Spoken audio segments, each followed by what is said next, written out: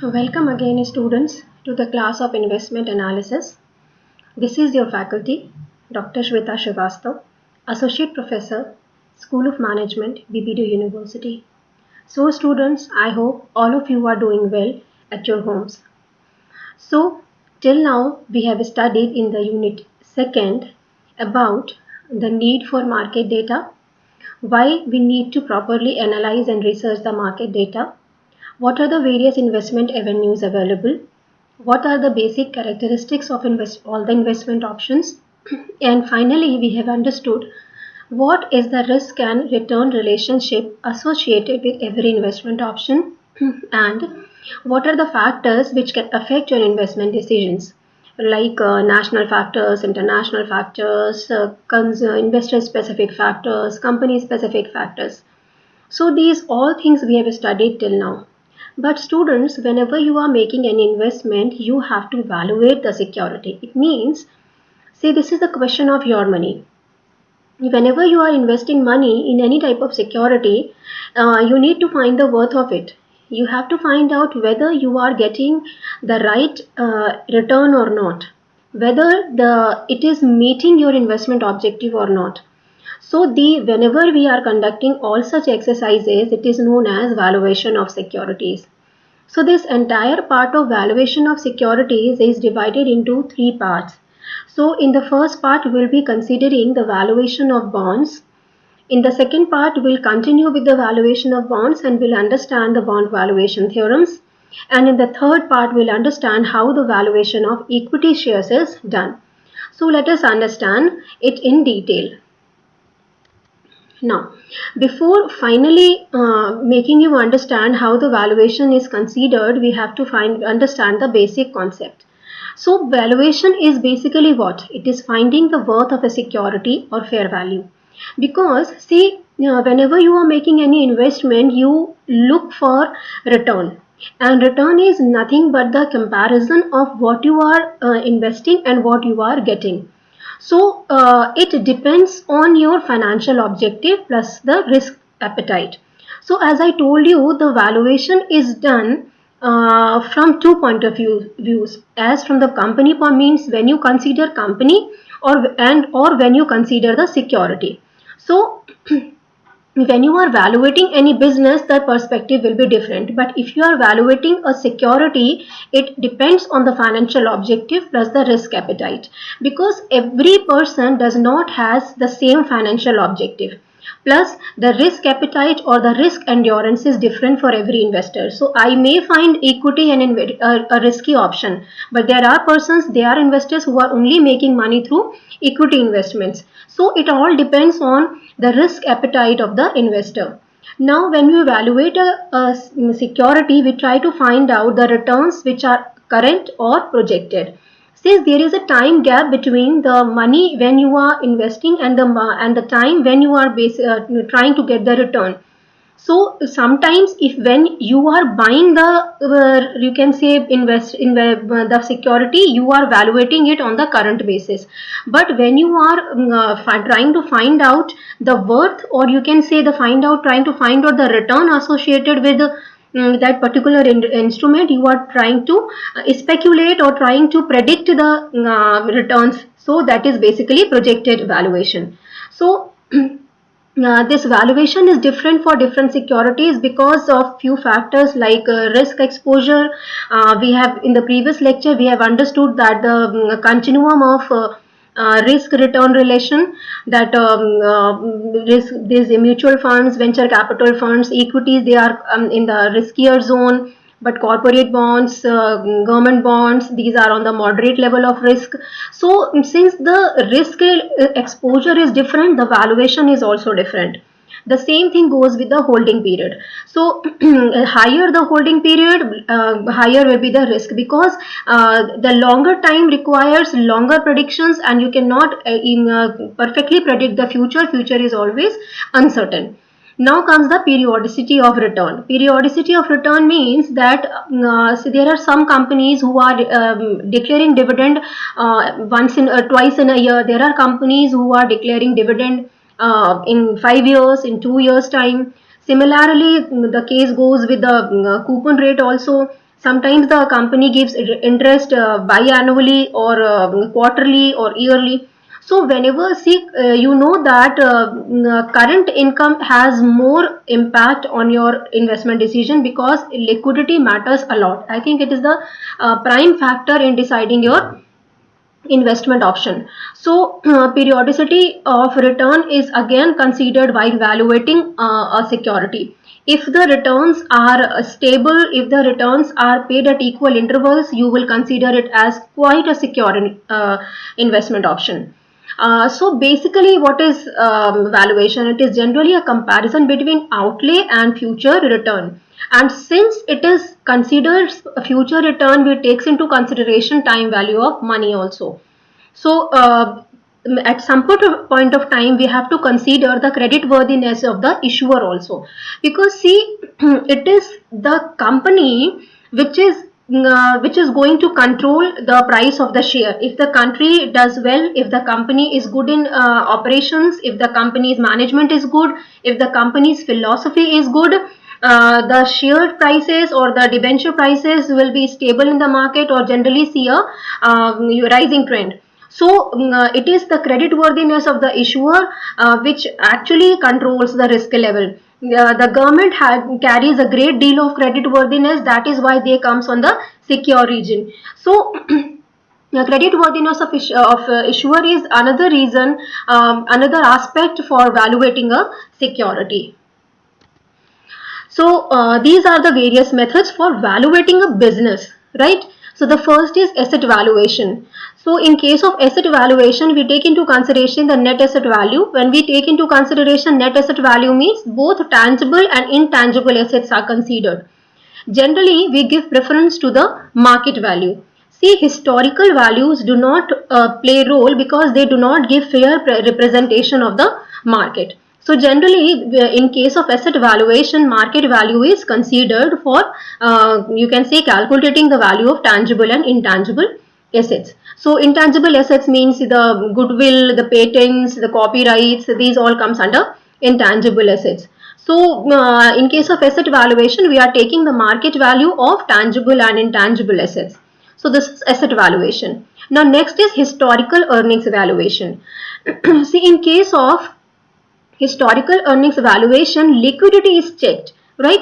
So how far the company is meeting its current obligation, right? Current obligation means the what is the gross income of business, because it is out of gross income the company is going to pay its current liabilities like debts, like your you can say interest to debentures and all. So liquidity is checked, gross income, what is the gross income of business, how far the company is able to repay its debts, capitalization of cash flow or earnings. It means how much cash is plowed back in the organization for further development of the or further diversification of the organization. If the company is if the company's gross income is high, then some of the amount will be declared as dividend and some of the amount will be capitalized, right? So is the company having sufficient income to distribute as a dividend and to capitalize for the future expansion also? And this is how we can calculate the current value of the company, right? But what we are taking into consideration, what the company has earned in the past 5 years, right? So in the past 5 years of profits and other operational efficiencies were considered. Now comes the relative valuation. In case of relative valuation, you can say the comparative analysis is done between the similar business, right? So this generally takes place in case of new businesses because you don't have historical figures to compare to arrive at certain decision. So in that case, what we do, we take into consideration similar businesses and we try to you can say extrapolate the trend of gross income or the debt structure and all. So next comes the analysis is done with the help of future maintainable earnings. See, what is the difference between historical earnings valuation and future maintainable earnings? See, in both the cases, we take into consideration profits of the last year. But in case of historical earnings valuation, we take into consideration all sorts of income which can be generated by a business. This can be from income from investments, this can be income from other sources like rental, like leasehold buildings and all. So, but in case of future maintainable earnings, we are only considering profitability which can be generated only from operations. This takes into consideration only operational efficiency. See, we have to see that the major portion of your profit comes from your operations. If your operations are into its place, so you will be considered as a stable company. So instead of relying on other incomes, this future maintainable earnings, it means how far your operations are able to maintain the earnings which you have earned in the last years. So most of the earnings is maintained by your operational efficiency. So that is why this valuation process focuses on the, you can say, the how far the company is justifying its basic operations. Like if the company is into electricity, is the company providing quality goods to the customers? If the company enjoys a good market share, is the company able to provide good after sales service? So all these things come under your operations. So this method is very important, in case very, you can say, very beneficial as compared to other methods. Next comes the discounted cash flow. See, we know that in all these methods, what we are doing, we are taking into consideration either historical figures or future figures. So time value has to be taken, time value of money should be accommodated, right? So in discounted cash flow is another method in which we try to calculate the present value of future projected cash flows in the name of profits, or in the name of gross income, or in the name of you can say capitalization of cash flow and all, right, in the name of EBIT. So what we are doing, we are projecting. So as I told you earlier also, that this projection can be current or future also. So when we are projecting the future, we have to take into consideration time value of money. So that is what we use in case of discounted cash flow. Now comes the valuation of bond. So in the previous slide, we have understood the valuation of how the valuation of a business is done. Now when you have see how the process goes. First of all, we have to find out in which sector we want to apply, we want to invest or apply our money, right, or employ our money. So this is done by your risk return relationship, right? So now we have finalized that now we have to invest in particular industry. So in particular industry, we have to find out which company. So which company is done with the valuation of the business. Now we have selected that, yes, I have decided Reliance. I want to invest in Reliance. So I have two options. Either I can buy a share of Reliance, or I can buy debenture of Reliance, right? So now I have to valuate the bond, or I have to valuate the equity, right? So in the forthcoming lecture, we'll be discussing how the valuation of bond is done and how the valuation of equity is done, right? So let us go with valuation of bond. Now, so first of all, understand the bond basics. So these bonds are basically the debt instruments. It means the issuer has taken the money on credit. Since the money is taken on credit, you are entitled to receive interest on that, right? So these can be issued by government or corporates, right? So they are debt instruments. They are generally issued at face value or par value. Face value is the value which is written on the instrument, right? Next comes the coupon rate. Coupon rate is the interest rate with which you are paid. You will be paid interest. That interest paid can be done, that is maybe quarterly or semi-annually or annually, right? Every bond has a maturity period, right? So maturity means it has should be of, it may be of 5 years or 10 years. So the longer the horizon, higher will be the coupon rate, because see, more risk will be involved if you are investing for a longer horizon. So to compensate or to set off the risk associated with this, you can say, time gap, the rate of interest will be higher. Next comes the redemption value. Redemption value will be the actually the amount refunded at the end of the period. It can be at par. It means you will be paid, if the bond is of 100 rupees, then you will be paid back only 100 rupees. If it is 100 rupees, then if it is paid at 90 rupees, it will be redemption at discount. If you will be paid 110 rupees, it will be redemption at premium. So these are the basic things which you have to understand while evaluating a bond. Now, generally people feel that bonds are risk-free instruments, but this is not so. So these are the 4 types of risk which a general bond faces. First is the interest rates risk. See, this is basically your one type of liquidity risk, because if the company fails to pay the risk timely, it is basically interest rate risk. Sometimes this interest rate risk is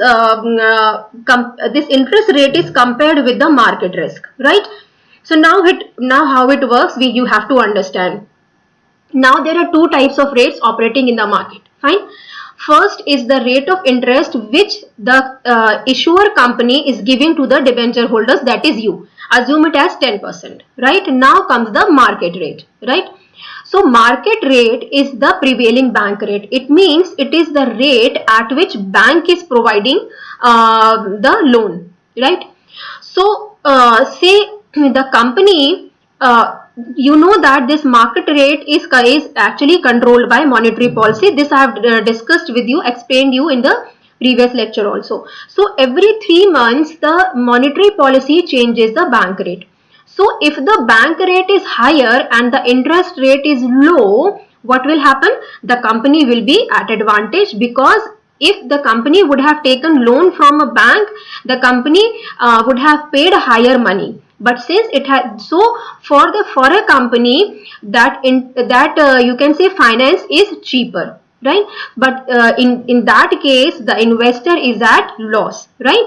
So this is what I call interest rate risk. Now comes the default risk. Default risk means if the company goes into liquidation, if the company loses its liquidity, then it comes the default risk. Now comes the marketability risk. See, marketability risk means when the debenture cannot be easily traded in the market. We know that cash is the most powerful liquid asset, right? So marketability risk means if you are not able to trade that debenture in the market, it means you are not able to convert your instrument into cash. So when you are in need of cash, you will not be able to get it. So that is what is mean by marketability risk. See, it differs from market risk because market risk is applicable on all. Market risk is generally the, you can say, demand and supply imbalance. But marketability risk is basically firm risk. If the company loses its credibility, if there is any, you can say, news about company mismanagement, so the company loses its tradability, right? So in that case, that is the investor will suffer problem in selling that debenture in the market. So this is what I mean by marketability risk. Now comes the callability risk. See, these are the new types of debentures. See, these are option instruments. See, in case of option instruments, there are 2 types of options, put option and call option. See, call option gives the issuer the right to purchase. It does not create an obligation, but it gives rise to a right to the issuer to purchase, to call the instrument at its own will. It means if the company wishes, the company can call back the debentures or redeem the debentures at its requirement, right? So a certain time limit is set to exercise that call option. So if the company fails to exercise that call option within that stipulated time, that is known as callability risk. It means that, see, I have made an investment of say 1000 rupees in a company with a callable option for a period of 2 years, right? So I have a notion in my mind that I may get my money back after the end of 2 years, right? So although I am making investment for 5 years, but because of this call option, I may get my money back in 2 years, right? So if the company fails to exercise this option, what will happen? My whole of you can say planning will go into vain, and moreover my money will be blocked for again 3 years, right? So this is what I mean by callability risk. This risk comes when the company fails to exercise its call option. So these are the various risks associated with the bond. So in the light of these risks, we have to evaluate these bonds. So we have to find out whether we are paying the right price or not, because valuation is nothing but the comparison between the outlay you are making and the future return you get. Since there is a gap between when the investment is done and the you can say return you get, you have to take into consideration the time value of money. So bond pricing is done just to check whether you are getting the worth of from that instrument or not, and that is what we mean by valuation. Now, the formula for the present value of bond is like, see, this is what we call holding period return, right? So say we are holding that return for say n number of years, 14 years. So the time will start from year 1 to year 9. So for n number of years, what we are getting the interest, and that will be discounted for a particular rate of return, that is K. Right. So again, I want to tell you that K, this appropriate discount rate depends on the company's growth, depends on the cost of capital, depends on the objective of the investor. Right. So we are getting interest for n number of years, and at the maturity, what we are getting the maturity value of the bond, right? So I is nothing but the annual interest payments. So if you want to find out the worth, whatever money you are investing in the year 0 should be equal to the interest you are getting in the future plus the market value you are going to get in the nth year of your investment or at the time of maturity, right? So we have to look for that appropriate discount rate can be assessed by considering the rate which is prevailed in the market. Like that I told you, that the growth of the company, the investment objective, and the market rate prevailing, right? So this actually depends upon the investor which discount rate he or she wants to use, right? So this is how we can evaluate a bond, by comparing the initial outlay and the future benefits you are going to get.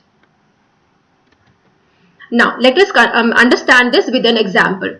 See, what is the price of a 6% annual coupon bond with a ₹1000 face value which matures in 3 years? Assume a required rate of return of 5.6%, right? So this bond it will be maturing in 3 years. So you will be getting interest for how many years? 3 years, right? So for the initial first and second year, you are only getting 60 rupees, and the required rate of return is what? 5.6%. So that will be again discounted with the rate of 5.6%, right? So the first year, second year, and the third year, you are not only getting interest of ₹60, but you are also getting the face value, that is ₹1000. So the total money you are getting at the end of the third year will be 1060. So what will be the present value? 1010 rupees 77 paisa. So if you want to purchase the debenture today, the price should be either equal to 1010 rupees 77 paisa or less than that. Otherwise, you are going to have a negative return, right? So I'm again changing the rate of return. It means the rate of return is moved from 5.6% to 6%, right? So you can see that after using the rate of return higher, what is happening? The current value of the price, you can say the current purchase price will be decreased, right? So applying the same formula, you can see that now the present price comes at ₹1000 only, right? So in the previous option, when the investor has a required rate of return of 5.6%, he can pay up to ₹1010 rupees. But if his required rate is 6%, 0.4% higher, then he should pay till ₹1000, right? So this is how you can see that this is the required rate of return can change the valuation of your bond, right? So what means it can change the price which you should pay so that you can get adequate return. Now, This is in the previous two questions we have considered that we are going to receive the interest annually, right? Now let us see what will happen if we receive the interest semi-annually, or you can say after 6 months, right? So the question is same, but what is happening? The rate of the interest is paid semi-annually, right? Here two aspects should be taken into consideration. First, the interest payment is made semi-annually, that is rupees 30. See, rupees 60 you are getting every year. So what will you get after 6 months? Rupees 30. So interest rate plus interest amount both should be halved, right? So instead of using the amount 60, what I am using, the amount will be now 30. Now what will happen to rate of return? The rate of return will not be 5.6%, rather it will again be halved to what? It will be halved to 0.28%. Now understand what will be the duration. Now the duration will be not how many times you are getting the interest. You will be getting the interest 6 times. But in case of annual payments, you are getting the interest how many times? You are getting the interest 3 times. So the number of years or the number of payments, n number will be used, not 3, will be 6 now.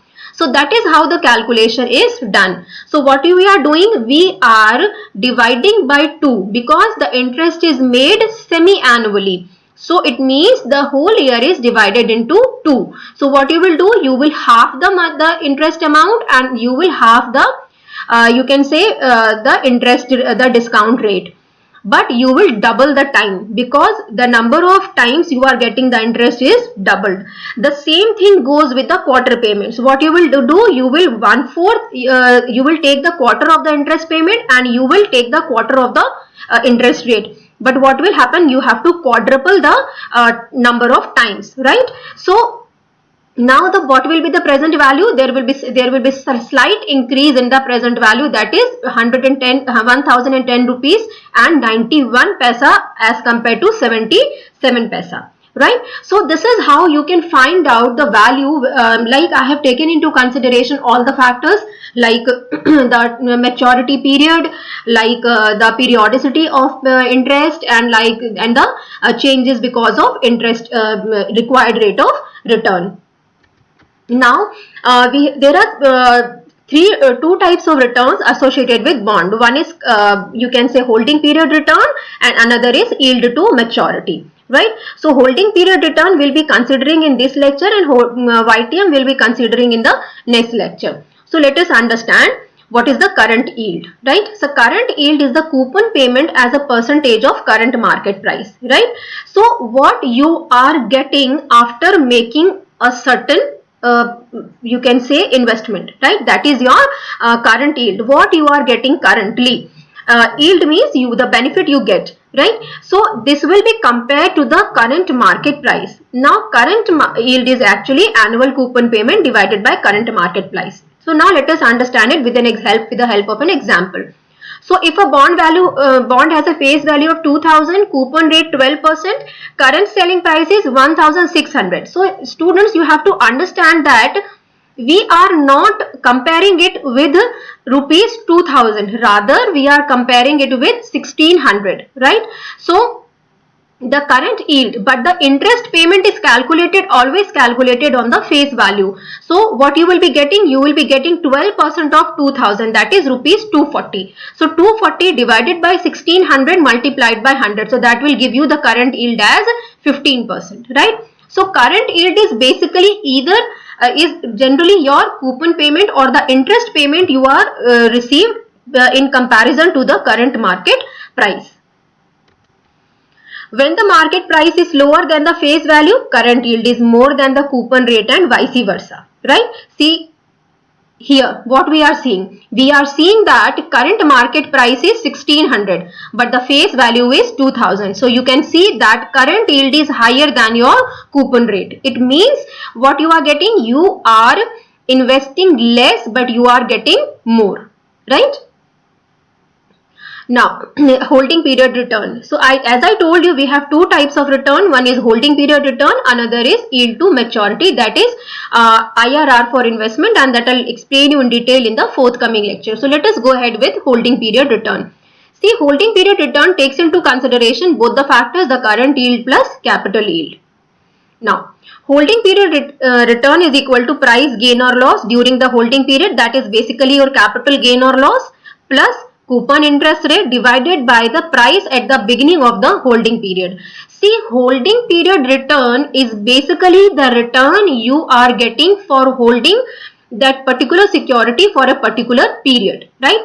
See, you have to understand then what is the difference between YTM, yield to maturity, and holding period return. In case of yield to maturity, you are holding that bond till maturity, but in case of holding period, you are reselling that debenture in the market before the maturity, right? So, let us understand again with the help of an example. An investor purchases a bond at the rate of $900 with $100 as coupon payment and sells it at $1,000. Calculate holding period return. So, what types of two types of returns we'll get? We'll get one capital gain. Capital gain is $1,000 minus 900. That is $100 will be treated as capital gain. How much coupon payment does the investor has received? $100. So the investor has received $200 as total return after investing how much? $900, right? So what will be the holding period return? It will come out as 22.22%, right? So students, this is how we calculate holding period return, because it is not compulsory that you hold that instrument till you can say till maturity. You always have the option to resell in the market depending upon your liquidity requirement, depending upon the market situation, depending upon the company situation, depending upon the international scenarios. So whatever return you get in that particular period, that will be termed as your holding period return. So students, that is all for this lecture. We will meet again in the next lecture with the yield to maturity return, and we'll calculate how these bond valuation theorems are developed. So students, thank you for this. We'll meet again. Have a good day.